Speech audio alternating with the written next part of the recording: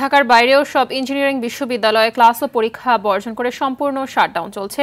এই বিষয়ে বিস্তারিত জানাতে রাজশাহী প্রকৌশল ও প্রযুক্তি বিশ্ববিদ্যালয় থেকে সরাসরি যোগ দিচ্ছেন সহকর্মী মোস্তাফিজ রকি।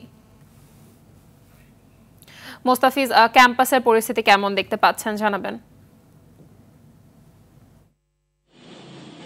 আপনি জানেন যে রাজশাহী প্রকৌশলী ও প্রযুক্তি বিশ্ববিদ্যালয়ের যারা সাধারণ শিক্ষার্থী রয়েছেন তারা 3 দফা দাবিতে মূলত কমপ্লিট শাটডাউন কর্মসূচি পালন করছে। যদিও আজকে রুয়েটে কিন্তু ছুটির দিন, ফলে আমরা শিক্ষার্থীদেরকে কিন্তু রুয়েটে কিন্তু আসতে দেখিনি, যেহেতু আজকে বন্ধের দিন। এবং আমি যারা আন্দোলনরত শিক্ষার্থী রয়েছেন তাদের সাথে কথা বলার চেষ্টা করেছি।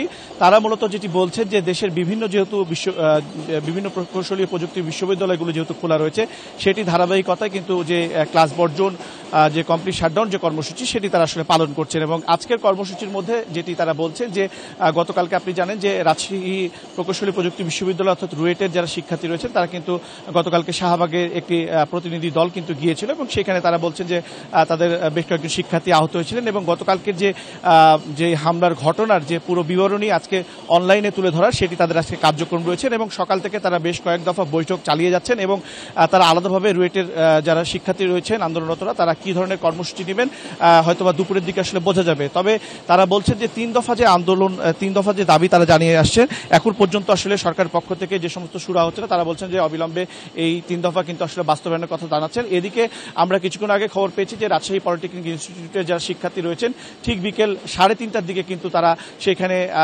ডিপ্লোমার যারা ইঞ্জিনিয়ারিং যারা আছে তারা কিন্তু আসলে একটি গণজমায়েত সেখানে দিয়েছেন এবং সেখান থেকে তারা নতুন ধরনের কর্মসূচি দিতে পারে। অর্থাৎ বিকেলের দিকে আসলে বোঝা যাবে যে রুয়েট এবং রাজশাহী পলিটেকনিকের শিক্ষার্থীরা কি ধরনের আসলে আন্দোলনে যাচ্ছে। তো এই ছিল আমার কাছে রাজশাহী প্রকৌশলী প্রযুক্তি বিশ্ববিদ্যালয় থেকে সর্বশেষ পরিস্থিতি। ধন্যবাদ আপনাকে।